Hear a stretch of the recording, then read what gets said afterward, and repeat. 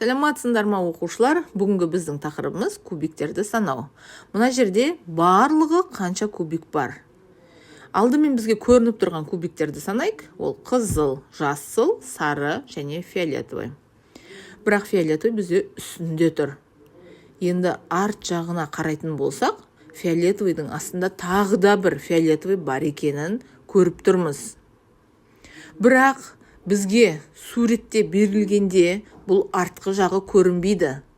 Сондықтан аспанда былай көтеріліп жоғарыда бір кубик тұрмайтынын, яғни оның астында да бір кубик бар екенін ескеруіміз керек. Бізде бұл жерде сонда барлығы 5 кубик бар.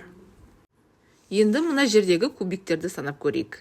1, 2, 3, 4, 5, 6. Енді оның артқы жағына қарайтын болсақ 7 және 8.